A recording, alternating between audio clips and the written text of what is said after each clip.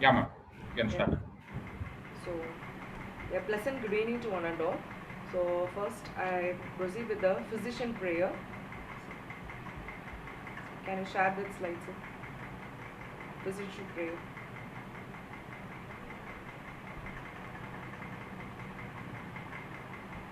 It's okay.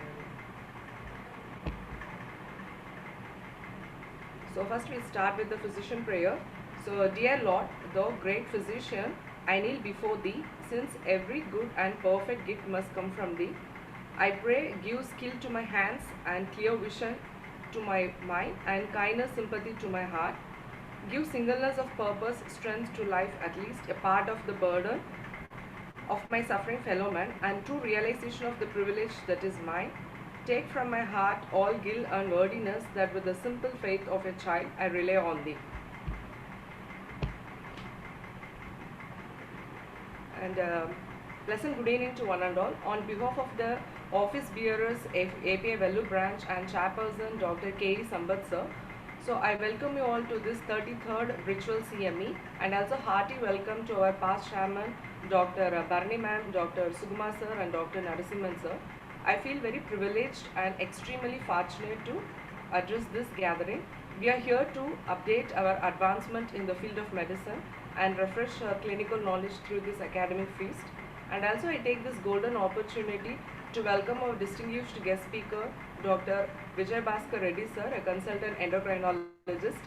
And also, so thank you very much sir to accepted our invitation and going to enlighten us knowledge about this combination therapy in hypertension. And over to Thank Dr. you. Manikandan sir for this secretary report. Yeah, good evening, dear friends. On behalf of AP Velu and our chairperson, I extend a warm welcome to you all and to your special guest, Dr. Vijay Bhaskar sir. Actually, our AP Vellore has been conducting the CME every month, and this is our 33rd CME. And due to this COVID pandemic, we couldn't create a real meeting, and this is the fifth virtual meeting, and it's a successful meeting. The virtual meeting has been successful the past 5 times and has been well appreciated by the audiences and received well by the audiences. This pandemic has given an opportunity to open the doors for virtual CME, which brings speakers from far off places in no time, and it's a really boon for us. And like this, today we got Vijay Bhaskar sir, and our API WhatsApp group is very active. And Dr. Anita ma'am and Narasimhan sir have posted many interesting cases and videos, and good interaction is seen. I request all of you to take active participation. I take this opportunity to congratulate the organization team of Track 2020, as that is Dr. Barney ma'am, Sukuma sir, and Satish sir, for creating a flawless academic feast. Um, and they have planned it and executed it perfectly. I thank Dr. Adler sir for making the e-magazine. I request everyone to send articles for a journal. And even though the COVID-19 pandemic, the number of cases, as we discussed, number of cases have been coming down, I request all the physicians to take the utmost precautions, which we have been following so far, to continue it till the pandemic, till we win the war completely against the COVID-19. And I request Adler sir to release the e-magazine. I think it will be coming to our WhatsApp group shortly. And over to Anita ma'am for the introduction of speaker and then the talk. Yes, sir.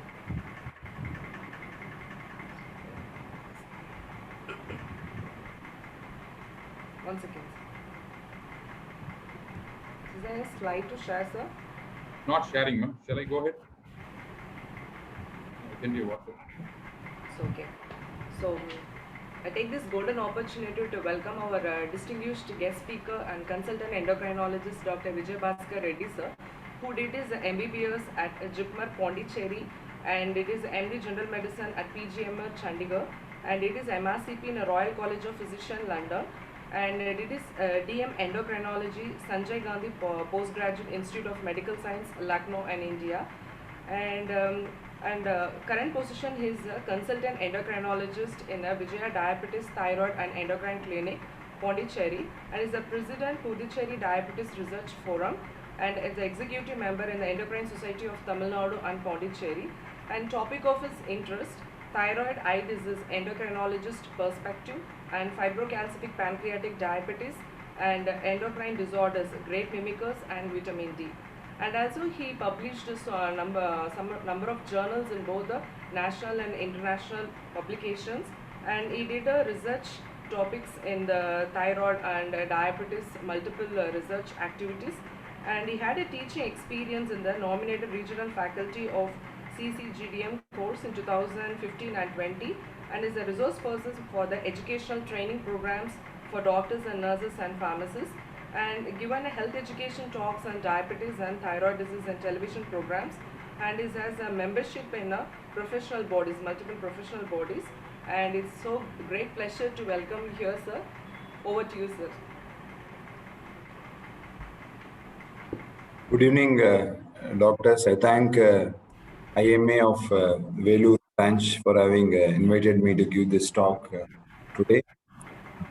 Dr. Manikandan correctly told that all of us are in extraordinary circumstances due to COVID-19 situation. I think we have not faced this situation in our life. I think Sampath, all senior members also, none of us have seen this type of illness where all of us are locked down. The whole world has come to a standstill. I think at present, India looks like the number of cases are coming down, but international scenario, US and UK, they're having second wave. Europe is, many countries are going into lockdown again. It's a bit frightening. As Dr. Manikandan correctly pointed out, we have to be really careful, especially as healthcare providers. We are in the first line, so we need to take precautions to make sure that we don't contact COVID-19. So I think the COVID-19 has brought a new norm in the form of webinars, virtual meetings. I think that is the norm now. I think it will continue for a few more months like this. We are not going to go to hotels at different places and have meetings. Now, this virtual meetings, they're having a overdose. At a time, 3-4 meetings are happening, and too many meetings. At this time itself, I'm sure 10 or 15 meetings are happening now. Okay. I thank JB Chemicals for having given me the opportunity through IMA Vellore. Okay. So today's topic is combination therapy for hypertension. I'll just share my slides. Yeah, sure.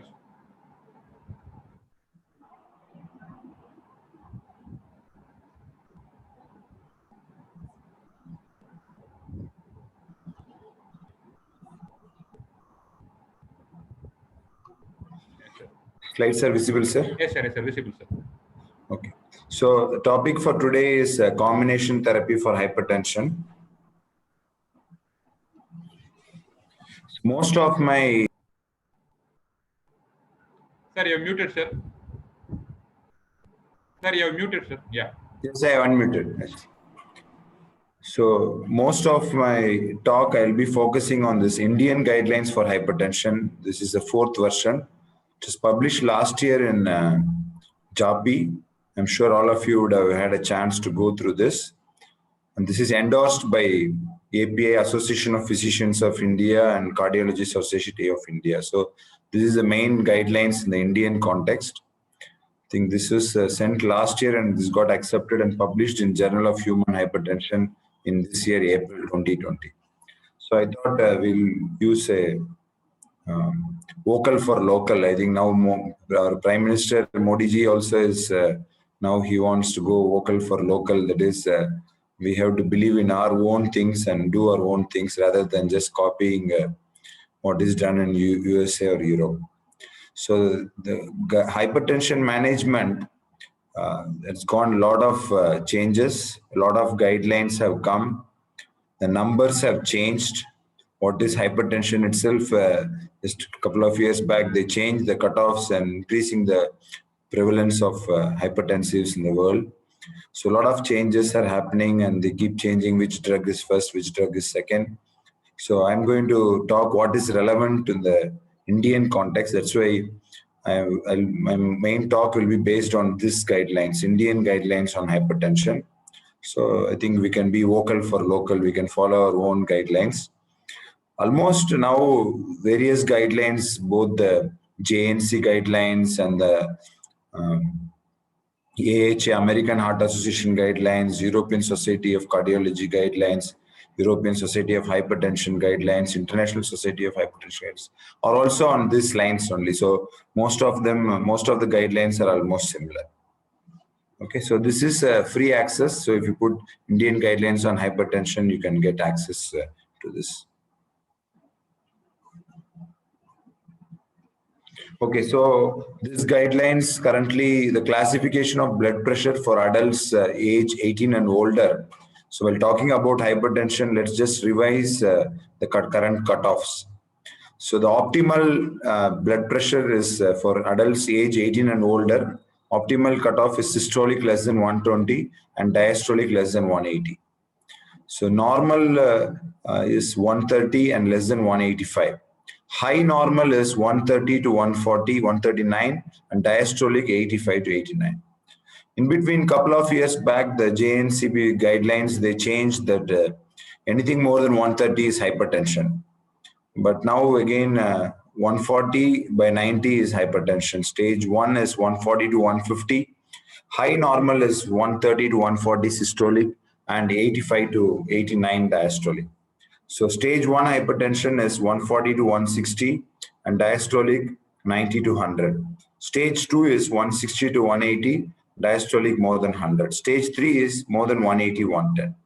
We also have isolated systolic hypertension. Grade 1 is 140 to 160 systolic and less than 90 diastolic. Mainly we see this in the elderly population. Grade 2 is more than 160 and less than 90. All these cutoffs are as per the Indian hypertension, Indian guidelines on hypertension, version 4. So 140 by 90 is the magic figure at which we call the patient as hypertension. This is what we used to do before. In between, there are some changes. Now we again come back to 140 by 90. Stage 2 is more than 160 by 100. So this is important cutoff because now current recommendation stage that when the patient comes directly with stage 2 hypertension, it's better to use 2 drug combination rather than a single drug. This is a prevalence of hypertension in India over the last 4 decades. So the upper, the graph, the upper line is the urban area prevalence. We can see that it's gradually going up from 25% to nearly 35% prevalence. And this is the rural area. We can see interestingly that from 1995 onwards till 2020, we can see the prevalence is going up in both the areas. But we can clearly see the urban-rural divide, which is clearly visible in this. So as per this, around 1 in 3, 33% in the urban areas, 1 in 3 persons is hypertensive, and in the rural area, 1 in 4 is hypertensive. So it's very common disease, very, very common. Hypertension in India has got certain special features. So just like diabetes in India has got certain special features, this is also on similar lines. Hypertension onset is early in life. As compared to the Western counterparts or Caucasians in US and Europe, onset of hypertension in Indians is a bit earlier. So we can say that hypertension onset in Indians is 1 to 2 decades earlier than the Western countries. So that is, in Western countries, if they're going to develop hypertension at 50 years, in India, we're going to develop at 40 years or 35 years of age itself. This is true even for diabetes. Even diabetes, the onset of diabetes is at least a decade earlier than in Western counterparts. Similar for coronary artery disease also. So Indians have got the thin fat Indian phenotype, which predisposes them to all these diseases at a younger age. So this is similar for onset at early in life, a decade earlier is true for hypertension, diabetes, and coronary artery disease. So onset is earlier, that means we need good control for many more years than at late onset. Already I showed you the rural-urban divide in prevalence that is clearly seen, still continuing. Although in both rural and urban areas, the hypertension occurrence is increasing, the rural-urban divide still prevails. Hypertension is not seen as a disease of just numbers. It's seen as a cardiovascular disease. Just like diabetes is not only glucose, it is seen as a cardiovascular disease. There is a clustering of multiple CV risk factors. They say that bad people, they get together. Similarly, all the bad things also get together. There's a clustering of multiple CV risk factors The common soil hypothesis is there of insulin resistance, where the multiple CV risk factors are all together. They go along with they have a common soil hypothesis, they start together. So we have hypertension. Similar risk factors are there for metabolic syndrome, obesity, and diabetes, dyslipidemia. So there is always a clustering of multiple CV risk factors. It is not enough if we just treat blood pressure alone. We have to overall reduce the cardiovascular risk, because we know that cardiovascular disease is the most common cause of morbidity and mortality in the current scenario. So in a patient with hypertension, it's a duty to evaluate for the multiple CV risk factors like dyslipidemia, diabetes, smoking, obesity. We have to treat the patient as a whole. We need a holistic approach. Significant seasonal variations of blood pressure is recognized in the Indian context. Rising average BP of general population. In the community itself, the BP is increasing. This is more due to the stress life and sedentary lifestyle. Low awareness is a very important feature. Patients don't know that people in the general population don't know that hypertension is a asymptomatic disease till later on, till later course of the disease. So they are not checking, they are not screening. This is a very easy test to do because it is not an invasive test and they can just tie a cuff, it's freely available, but still people don't go and check.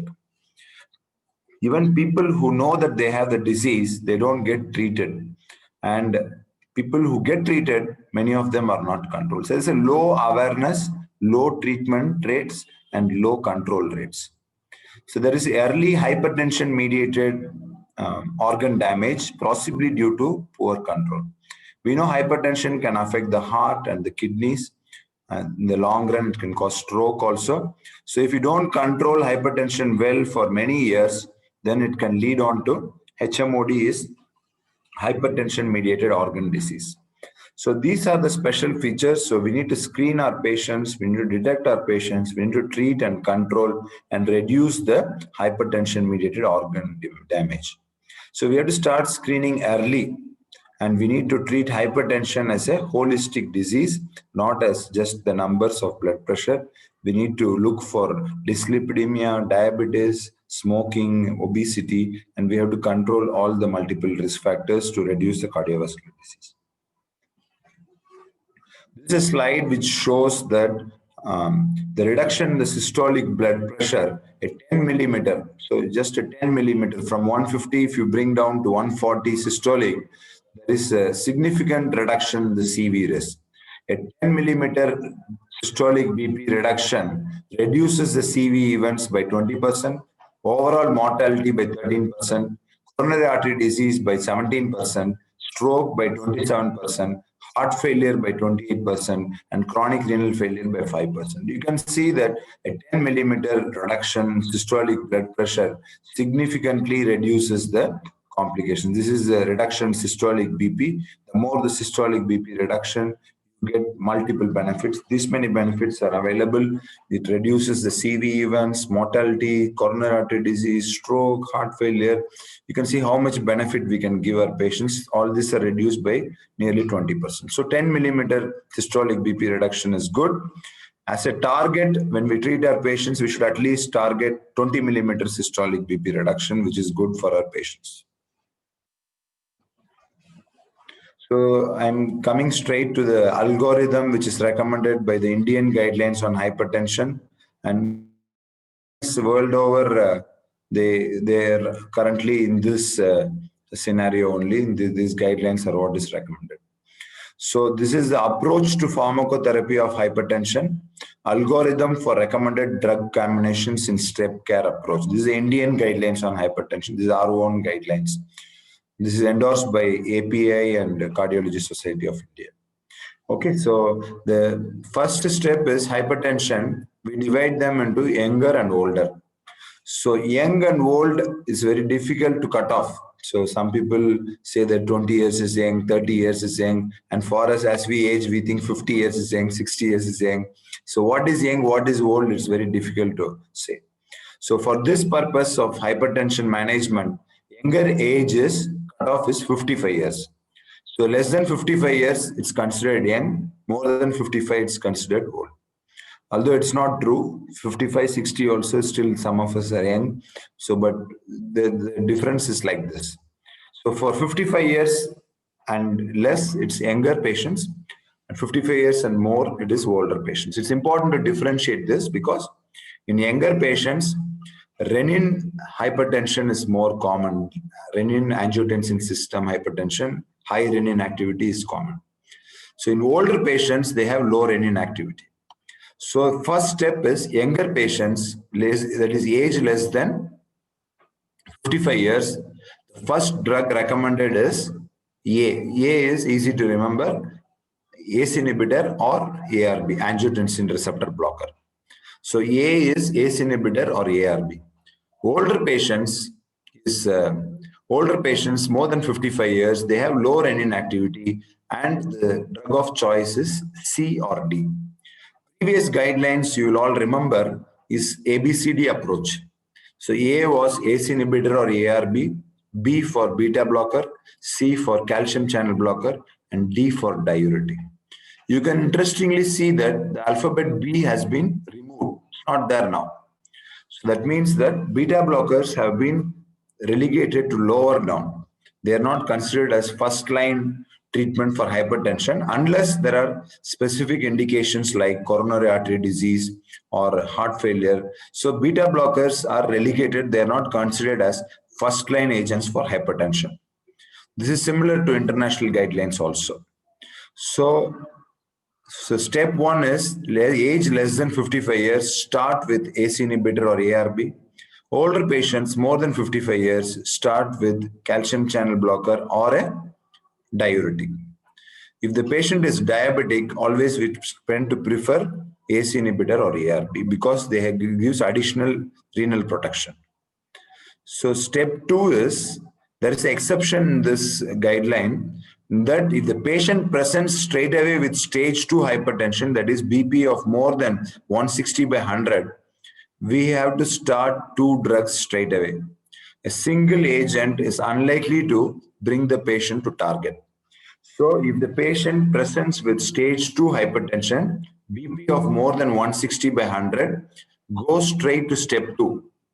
Similar for diabetes also, we recommended to start metformin, but when the blood glucose levels are high, HbA1c is 9%, we start straight away 2 drugs because we know that single drug doesn't have that potential. Here again, similarly, the patient presents to us with stage 2 hypertension, that is BP of more than 160 by 100, we have to use 2 drugs straight away. If it is less than 160, 100, this is less than 55 years, start with ACE inhibitor or ARB. Older patients start with calcium channel blocker or diuretic, C or D. Diabetes patient, we start with ACE inhibitor or ARB. So step 2 is if the patient is not getting to target at least less than 140 by 90, or if you're aggressive less than 130, 80, then we move on to step 2 where we use a combination treatment, A plus C or D. You can use A plus C or A plus D. That is ACE inhibitor or ARB plus calcium channel blocker or ACE inhibitor or ARB plus diuretic. So now the recent evidence suggests that A plus C is better. So if the blood pressure is presenting BP is very high, more than 160, 100, straight away start with A plus C, that is ACE inhibitor ARB plus calcium channel blocker. So the preferred one is A plus C and not A plus D. Step 3 is a combination of 3 drugs, A plus C plus D. We can see that we are still not talking about B still. Beta blockers are still not brought inside. Step 4 is resistant hypertension. It is recommended to start mineralocorticoid receptor antagonist, spironolactone. If there are side effects like gynecomastia, we need to use eplerenone. Step 5 is other drugs, alpha blocker or beta blocker. You can see now it is coming here. Special situations, we use centrally acting drugs like clonidine and direct vasodilators. So this is the stepwise approach which needs to be followed. If the patient presents with BP of more than 160, directly we skip 1 step and go to step 2. So combination therapy is required when the patients present for the first time with 160, 100, not controlled on a single drug. Again, you have to go to combination. If a 2-drug combination is not working, then we use a 3-drug combination. So combination therapy is required for most of our patients with hypertension. Combination therapy involving B and D may induce more new onset diabetes. That is, beta blockers and diuretics, we know that they can cause new onset diabetes and therefore they are not preferred agents. Use beta blockers only in special situations, and that too we have to use newer beta blockers, not the older ones like atenolol. Newer beta blockers are metoprolol, bisoprolol, nebivolol. These are the agents which are preferred. Okay. So there are, when we talk about two drug combinations, I already told A plus C is very good. They have synergistic action. I'll come to that. That is ACE inhibitor ARB plus calcium channel blocker is the ideal combination. Undesirable third, when you use three drug combination, we have to use ACE inhibitor ARB plus calcium channel blocker plus diuretic. The undesirable drug combinations are beta blocker plus ACE inhibitor. They are undesirable for hypertension, but if the patient has got coronary artery disease, then we can use this combination. Combining beta blocker with centrally acting agents, both acting on the systemic system, sympathetic system, sympathomimetic system. So beta blocker and verapamil or diltiazem, that is centrally acting calcium channel blockers, both will reduce the heart rate. ACE inhibitor and ARBs, people try to use this because ACE inhibitor acts at different level. Angiotensin receptor blocker acts at the receptor level. We also had direct renin inhibitors like aliskiren. However, a combination of these agents, just 1 minute.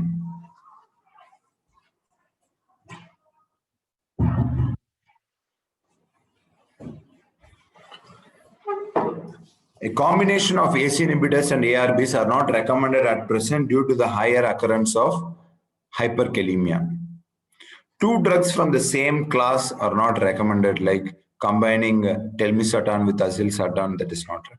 So undesirable drug combinations should be avoided. After starting initial antihypertensive drug treatment, we have to review the patient in a month and see if the goal blood pressure is achieved. If it is achieved, we have to review the patient every 3 months or every 6 months if it is low risk. We need to monitor the BP and assess the other risk factors like hypertension, dyslipidemia, obesity, and smoking cessation. We need to encourage the patients to improve compliance and patient participation. We can use home blood pressure monitoring. Goal blood pressure is not achieved. Most often the goal is less than 140/90, or if you want to be really good, less than 130/80. So if partial response, add a drug from another class and increase the dose of the first agent.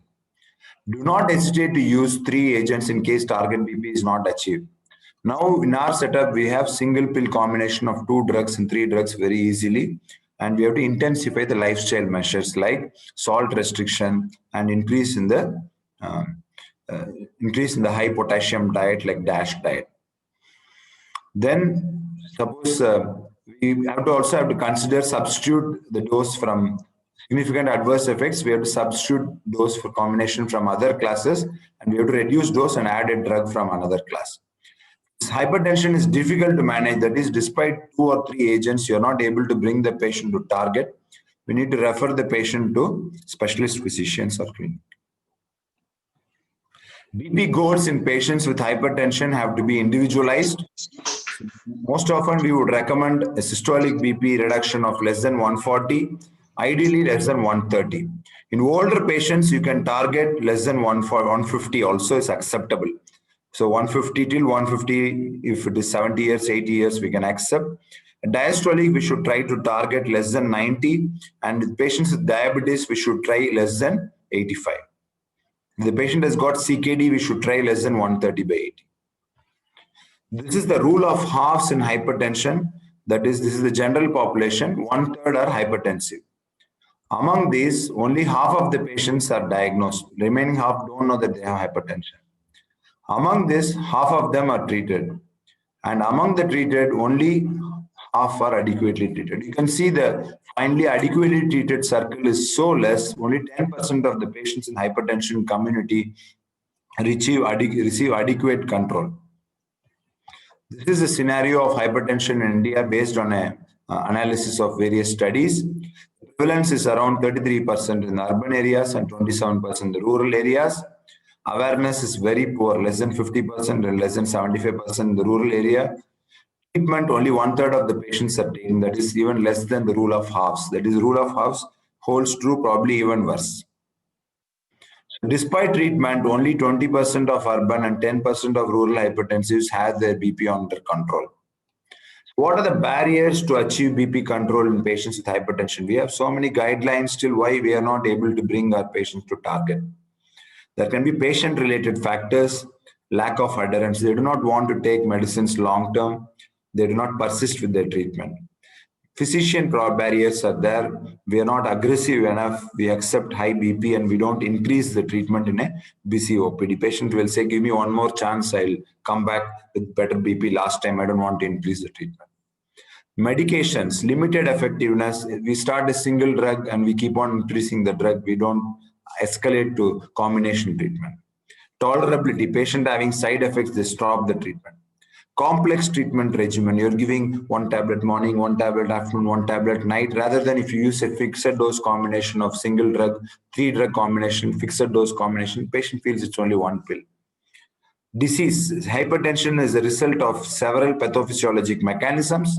If the BP is not controlled, you should look at the renal function, you could look at the endocrine causes of hypertension, you can look at drug history like steroids. Comorbidities like diabetes, late commencement of treatment. When you start treating late, you don't get very good control. So many factors are there in achieving barriers. These are the barriers to achieving good BP control in patients with hypertension. This is a slide showing in various studies the percentage of patients who could reach JNC BP goals target of less than 140 by 90. These are the previous studies. The ALL-HAT study is a famous study. They compared 3 agents, single agent, separate. This is lisinopril, this is amlodipine, and chlorthalidone. You can see that only 50% of the patients could achieve the target. Whereas the more recent trials, like the ACCOMPLISH trial, which used a combination of ACE inhibitor like benazepril plus hydrochlorothiazide or calcium channel blocker, nearly 82% of the patients could achieve good BP control. This shows that most of the patients don't get well controlled on a single dose, single agent like this LIFE study or ALL-HAT study. Whereas the recent studies where they used a combination of 2 agents like ACE inhibitor plus calcium channel blocker or ACE inhibitor plus hydrochlorothiazide, nearly 80% of the patients could be brought to target, thereby showing that a combination therapy is better than a single agent. This is a slide showing medications required to achieve BP control in various clinical trials. So in hypertension trials, on average, at least 2 to 3 antihypertensives are required to get the patients to target. In diabetes trials, all these studies, similarly, minimum 2 agents are required. In kidney disease, 3 to 4 agents are required for antihypertension. So with a single drug, we are not able to get our patients to target. We need most often at least 2 or 3 antihypertensives to control our patients. So that is why there is no role for monotherapy in hypertension management. Combination therapy is required. The problem with using more drugs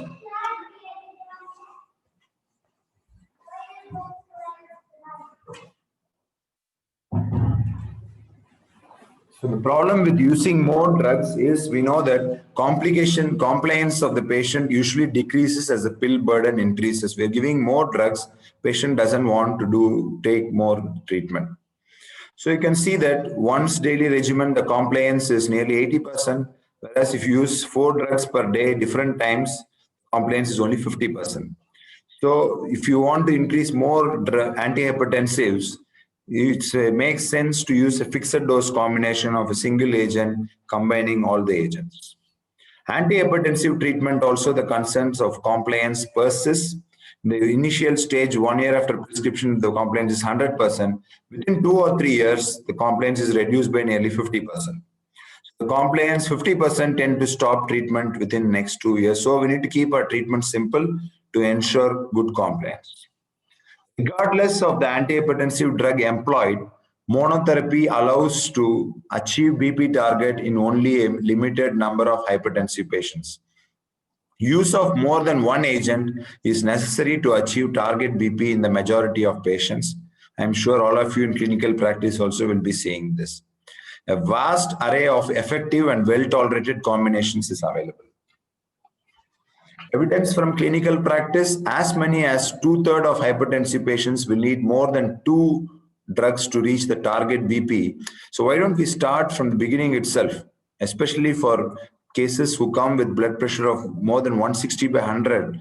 There is no point in using one drug when we know that this patient is going to require another antihypertensive also. We should start 2 antihypertensives if the starting BP is more than 160/100, that is stage 2 hypertension presentation.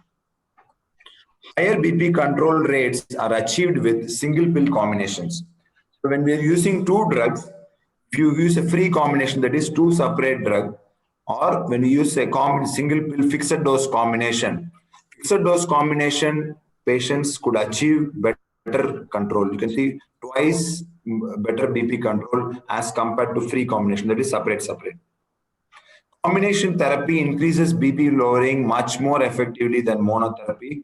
Here you can see that if you double the dose of antihypertensive, you get only 20% extra reduction.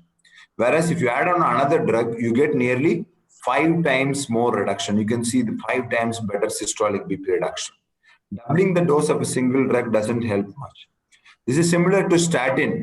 If you double the dose of statin, you are going to get only additional 6% reduction in the LDL cholesterol level. You are not going to get double reduction. 100% reduction will not be there. So doubling the agent will give more of side effects. The benefit is not visible. So if you add on another drug, small doses of different drugs, they have multiple complementary mechanisms of action, synergistic action. You get better BP control. So rather than keeping on increasing single dose, it's better to add a combination of different drugs at low doses. Combination therapy is more effective than high dose monotherapy. All of this have shown. Doubling the dose increases. These are the various agents: thiazides, beta blockers, ACE inhibitors, calcium channel. Anything you increase the dose, double the dose, you're not going to get phenomenal systolic BP reduction. But adding on an agent gives you 5 times more BP reduction. So it makes sense to add on next agent. 2 drugs are 5-fold more effective than one. This is what I told. So if you just double the dose, you're going to get only 20% reduction. It may be any of the drugs, ACE inhibitor, ARB, calcium channel blocker. You're not going to get too much extra reduction. Fixed dose, when you decide to use 2 agents or 3 agents, obviously fixed dose combinations are better because they offer convenience and compliance, better effect, less side effects, and low cost. When you use drugs separately, the cost is more and patients feel that they're taking a lot of medicines, compliance is poor. So fixed dose combinations are very useful. They offer convenience, they offer compliance, they have better effect, less side effect, and low cost. Separate agents, they have high cost. Each drug you would have seen in clinical practice, when you use combination, the cost is much lesser. We need more antihypertensives, we need more side effects, inconvenience, incompliance. Overall, the BP control is poor. Combination antihypertensive therapy in patients with difficult to treat hypertension. Already showed, we start with RAS blocker, that is ACE inhibitor or ARB, and then we add on a calcium channel blocker, and then we use a diuretic. This is the 3 drug combination. First this, second this. If you want to use a dual drug, we use ACE inhibitor ARB plus calcium channel blocker. Beta blockers are relegated to lower level. It's used only in case of cardiac comorbidity. This is the first step, ACE inhibitor or ARB. Next combination is ACE inhibitor or ARB plus calcium channel blocker. And then we can add a diuretic, as a type diuretic. So which one to use, ACE inhibitor or ARB? More studies are there in diabetes patients with, in type 2 diabetes, mainly studies are on ARB. In type 1 diabetes, main studies are on ACE inhibitor. So we can use either, but in type 1 diabetes, we use ACE inhibitor, and type 2, we use ARB. If you use ACE inhibitor, patient develops dry cough and intolerance. We know that ACE inhibitors can cause dry cough because they block the bradykinin degradation. Bradykinin can cause dry cough. If they are having dry cough, then we shift over to ARB. So this combination of these 2 or 3 agents, they act on different BP regulatory systems. It inactivates both activated and counter-regulatory mechanisms. Diuretic promotes natriuresis and calcium channel block promotes vasodilatation. A inhibits the RAS system and sympathetic nervous system activation by C and D. So overall, if you use 3 drugs, the benefit is synergistic and complementary. Triple drug therapy definitely goes further. You get much more better reduction, and this is replicated in reduction of stroke and ischemic heart disease. It's a true need. 1 hypertensive out of 3 already is treated by 3 antihypertensives or more, and 30%, 40% require at least 2 drugs, and only 30%, 1/3 only can be treated with 1 drug. So nearly more than 2/3 of our patients require a combination. Coming to the individual, the ABCD component. So in A, I have just taken a prototype. So all the ARBs can be considered. So A for, I've used azilsartan, but you can use any of the ARBs in this angle. So azilsartan is the 8th ARB to be approved for the treatment of hypertension. It has a 24-hour true BP lowering activity. Studies have shown it is more effective than ARBs like olmesartan and valsartan. In combination with calcium channel blocker, it's effective at lowering SBP, systolic BP, with a reduced occurrence of peripheral edema. In combination with the thiazide-like diuretic chlorthalidone, it's more effective in lowering systolic blood pressure. So it's ideal in salt-sensitive hypertension. So other ACE inhibitor and ARB can be equated with this, but studies have shown it is more effective than the other ARBs. So it is the best sartan BP lowering. This is a azilsartan compared with other ARBs and ACE inhibitors, olmesartan. Then we have valsartan, candesartan. Here we can see this. So you can see the maximum clinic BP reduction was seen with azilsartan as compared with olmesartan or valsartan. So 7 RCTs comparing, you get 2.6 millimeter greater reduction and mean BP reduction 2.1 millimeter. We'll think that 2.6 is nothing, why you are bothered, but in studies, this is also significant. So azilsartan has got a potent antihypertensive effect. It's got a true 24-hour action. Studies, it's shown to give 20 by 10 millimeter mercury. It's got a unique 3-way effect. Inhibits the angiotensin receptor. It's very highly selective. So highly selective, side effects are less. Reduces sodium and fluid retention. Activates angiotensin 1 to 7. This prevents cardiac hypertrophy and attenuates renal damage. It's a good sartan. Beta blockers, I've just included this, although it's relegated, but I'm going A, B, C, D. Beta blockers are currently not recommended for uncomplicated hypertension. Uncomplicated hypertension, we should not use beta blockers. Only recommended for cardiac comorbidity like arrhythmias, increased sympathetic activity, heart failure, and coronary artery disease. Coming to C, calcium channel blockers in hypertension. So we've been using calcium channel blockers for a long time. Just a quick word about beta blockers. We should not use the older beta blockers. We should use the newer beta blockers only.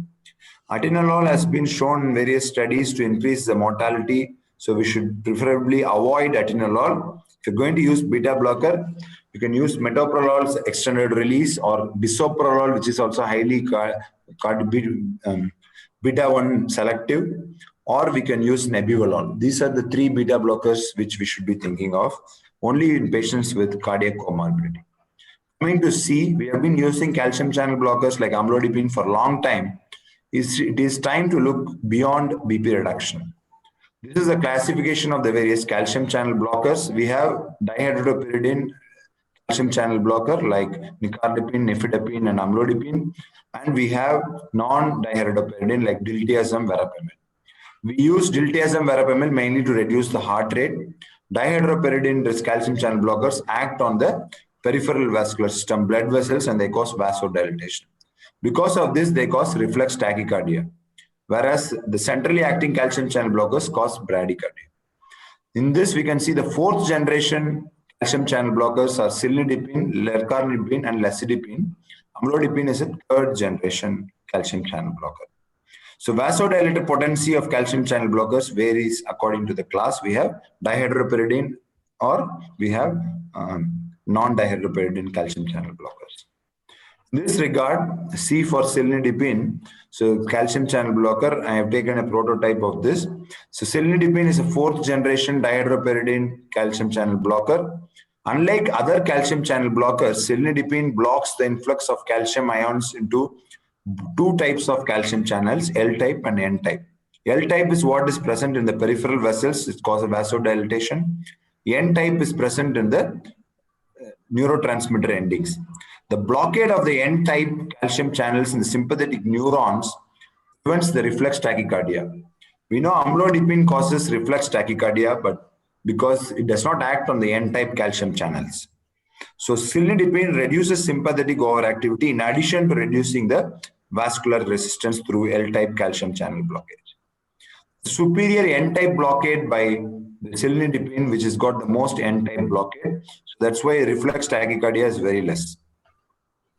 Cilnidipine acts on the L-type calcium channels and blocks the calcium channels. You know, calcium causes vasoconstriction. So it blocks the vasoconstriction, causes vasodilatation. Pure L-type calcium channel blockers like nifedipine and amlodipine, they mainly act only on L-type calcium channels and they cause reflex tachycardia due to vasodilatation. Whereas cilnidipine has got action on L-type calcium channels and also on N-type calcium channels. Blocking the N-type calcium channels, they reduce the norepinephrine and sympathetic nervous system effect, and thereby it reduces the reflex tachycardia and also is renoprotective. So that is why cilnidipine is more superior calcium channel blocker as compared to amlodipine. So cilnidipine overview, it's got dual blockade. It blocks both the L-type and the N-type calcium channels. It blocks both the L-type calcium channels and N-type calcium channels. There is no reflex tachycardia. Edema is not there. Antioxidant effect has been shown in mechanistic studies. It's got kidney protection, lowers the proteinuria. It's got better ambulatory BP. So overall, cilnidipine is a superior calcium channel blocker. So now coming to a combination of CCB, ARB, we get synergistic BP reduction. Just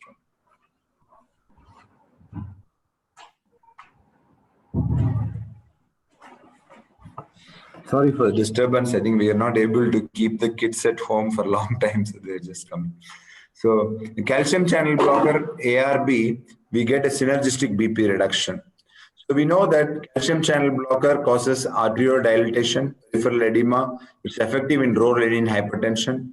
ARBs is effective in high renin hypertension. So this is low renin hypertension, that is high renin, so both of them match. ARB causes venodilatation, which is, these effects are counterbalanced. So we get a synergistic BP reduction.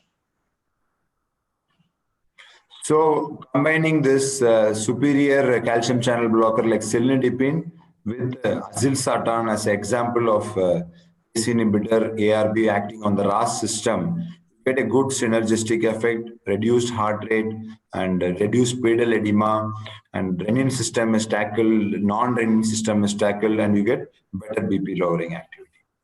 Coming to the last part, the D, diuretic. So now hydrochlorothiazide has been used for a long time, and current recommendations say we should not use hydrochlorothiazide. It's a very weak antihypertensive effect.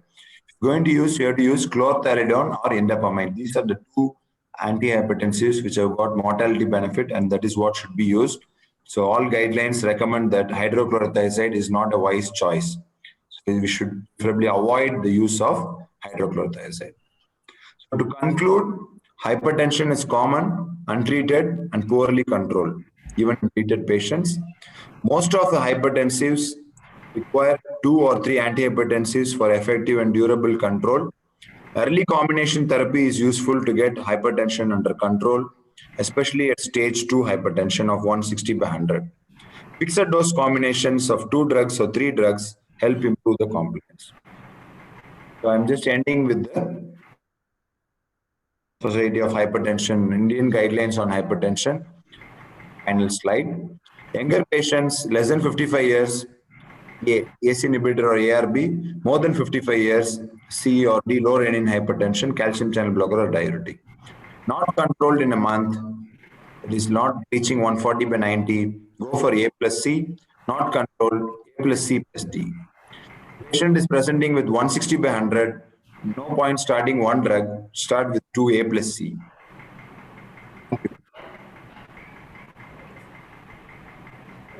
Thank you, sir, for your excellent presentation. So, especially your stepwise approach and the importance of beta blockers in a special situation. So, few are the questions there, sir. I'll tell that from Dr. Sambat, sir. So, he asked how to give a first aid treatment when a patient enters in a small clinic with a malignant hypertension with a convulsion. Okay, so first aid treatment, for a long time we have been using this nifedipine. We just, that capsule is broken with a needle and kept a sublingual nifedipine has been used. But what we need to understand is malignant hypertension, it is better to admit the patient and start nitroglycerin infusion, with the patient ICU and gradually bring down the blood pressure. When you bring down the blood pressure too fast, then that is harmful. It creates ischemia to the brain. So there's no hurry in bringing down the blood pressure. I think gradual blood pressure reduction is what is required. So the current concept of sublingual nifedipine is actually not recommended much. So that is what we tend to use. So if it's malignant hypertension, we have to admit and use nitroglycerin infusion and close monitoring and gradually reduce the BP and add on the other agents. But it's important that from 210, 120, you should not bring them down directly to 110/70. If you bring it down within an hour, that is more harmful. From 210, 110, better you bring it to 170, 110, and then next stage only you should target 140/90. Thank you, sir. Next, from Dr. Adil Arsu, sir, physician. He has 4 questions, sir. First is, Yes. when to evaluate for secondary hypertension, age below which we have to evaluate? So secondary hypertension, one is age. Age is a relative factor because now we see the school students, even adolescents, they're 100 kgs, 15-year-old, 100 kgs. So age is a relative factor. But I would say any age less than 25 years, we should think of secondary hypertension. And look for renal causes and endocrine causes. These are the 2 things which have to be screened. And second is refractory hypertension. You're using 3 drugs that's still not controlled. Presentation with malignant hypertension or severe hypertension, straight away patient presenting with 220, 130, then we have to look for renal causes and endocrine causes. So age less than 25 years. And I already told, telling young or old is very difficult because all of us feel we are young at our age also. So young and old, it's very difficult to say. I would say less than 25 years, refractory hypertension. So then second is not controlled despite multiple antihypertensives, at least 3 agents in full dose, presentation with very high blood pressure, and clinical features of secondary causes like patient is having typical palpitations, anxiety, and episodic hypertension. We should think of pheochromocytoma. Patient typically presenting with obesity and striae and moon facies. We have to think of Cushing's syndrome. And patients presenting with pedal edema, you would think of renal dysfunction. So I think clinical factors also have to be considered. So, in your clinical practice in the less than 25 years as an endocrinologist, which one you encountered very common, sir, in a secondary hypertension? Yeah, at condition? present, I think less than 25 years also, essential hypertension is the most common. So if you ask about secondary hypertension, I think in less than 25 years, 75% will be essential hypertension, 25% may be secondary hypertension. Most common cause of secondary hypertension is actually renal cause, chronic kidney disease, and renal problems. Endocrine causes will be less, only 5 to 10% only. Okay. So our next question is from Dr. Adolus, sir. Pre-operative patient treatment name, which drug to select to control? in the preoperative patients? So pre-operative situation, if beta blockers are not contraindicated, I would prefer to use beta blockers because these patients are very anxious. They have tachycardia. So beta blockers are good. Although I told that they have been relegated, but in that setting, that will be good. Beta blockers are good agents to use in a pre-op setting because often they have severe tachycardia, anxiety, and reactive hypertension. Beta blockers are good agents to use in, but again, you have to take a good history and see if they're asthmatic. You have to rule out that. If they're asthmatic, you can use a centrally acting calcium channel blocker like diltiazem or verapamil. And the next from Dr. Adalar sir, the role of polyfill, combination of AC inhibitors, aspirin and statin for primary prophylaxis. See, that role of aspirin in primary prophylaxis itself has been questioned now. So nowadays it's not in fashion. Previously they used to say like an apple a day keeps a doctor away. They used to tell aspirin a day keeps a doctor away, but now that doesn't hold true. So now aspirin itself is questioned. Even in diabetic patients, role of aspirin for primary prevention is questioned. We don't use that aspirin now. So obviously that combination is not useful. I would say aspirin, statin, and this thing, that polypill concept is not there now. But three antihypertensive drug combination is useful. The next from same doctor, which AC or ARB do you prefer for controlling BP, and which AC or ARB for renal production rather than for controlling hypertension? So I think all the AC inhibitor ARB, I think one thing you can look at as a class effect. All of them are going to act on the renin-angiotensin-aldosterone system. All of them are going to protect the kidneys. So you can use them interchangeably. It's just an individualist preference. I showed data that most commonly used in clinical practice is telmisartan from the ARB side. From AC inhibitor side, ramipril is what has been mostly studied. Somehow, although all guidelines say first use AC inhibitor, then if they are intolerant, then we go to ARB. But in clinical practice, we are much more comfortable in using ARB. What I find in clinical practice, because the dry cough is not there, and we have 3 drug combination, 2 drug combination, all the combinations are available with ARB. Those many combinations are not available with AC inhibitor. That is the diabetes hypertension combination, so to prevent proteinuria also. With proteinuria in type 1 diabetes, you have to use AC inhibitor. In type 2 diabetes, you can use ARB. So which ARB to use? I have shown data that azilsartan is a good sartan. It's got more blood pressure reduction. Next question from Dr. Satish Kumar sir. Role of lifestyle alone in stage 1 hypertension. So stage 1 hypertension, we can try. I think it depends on the patient profile. We have to discuss with the patient. See, sometimes patients will say, I don't have time for all this. You just give me the drug. So if you think the patient is well motivated, we can give a chance. I think stage 1, especially 140 to 150, anything less than 150 by 95, we can give a chance. But these are easy things to tell. Lifestyle, the patient's compliance is very difficult. For 1 month, 2 months, they'll do and they're back to their routine self. We can give time. I think 150 by 90 BP, there is no hurry in immediately starting. We can give them time, a month's time. We can. Next question is almost a repeat the evaluation question, and one from Dr. Prashant, the physician from E-Road, is asking drugs to control specifically diastolic BP. Okay, so specifically diastolic BP will be drugs acting on the RAS system, AC inhibitor ARB. Systolic BP is this one, calcium channel blockers. And one more from Dr. Satish Kumar. Drugs in pregnancy. Drugs in pregnancy, all of us used to use alpha-methyl dopa, but now that availability is a serious issue. I don't know if you're getting there. No, you're getting, madam? Labetalol. Alpha-methyl dopa was what was used for a long time. Yeah.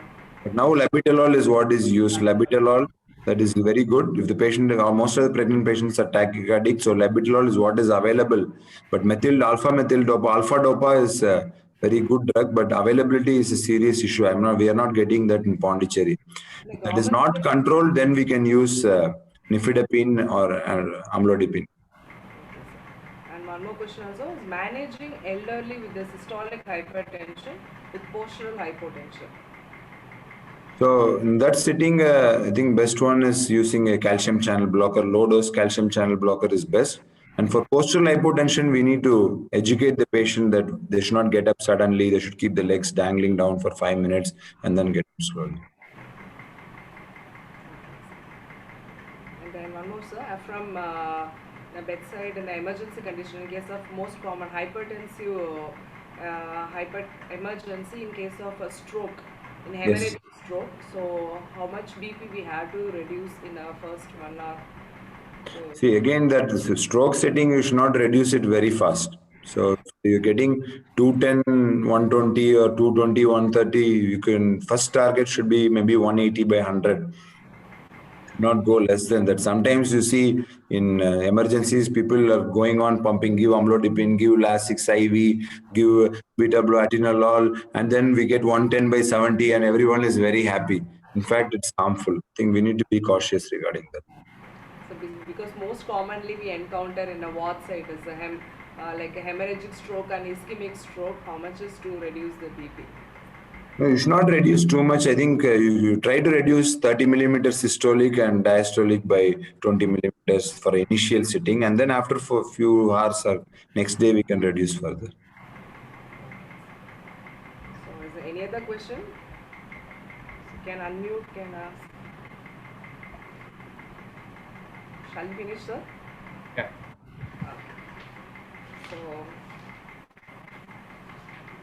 So I take this opportunity to thank each and every one of you for actively participated in the CME. On behalf of API Vellore branch and chairperson Dr. K. Sambat sir, I extend my gratitude to the distinguished guest speaker and consultant endocrinologist Dr. Vijay Bhaskar Reddy sir, and who generously accepted our invitation in spite of his busy schedule, and so many webinars is ongoing simultaneously, and enlighten us with this knowledge about the combination therapy in hypertension, especially the stepwise approach, sir. And made this discussion is more of clinical, and I had excellent presentation and patiently addressed all the questions, sir. And last but not least, I thank all the audience who actually participated, and thank the pharma companies who made this virtual CME so seamlessly smooth. Thank you, Silakar team, and thank you one and all. Thank you, sir. Thanks a lot, sir, for answering almost all the questions with your patience. Thank you, Thank sir. you, sir.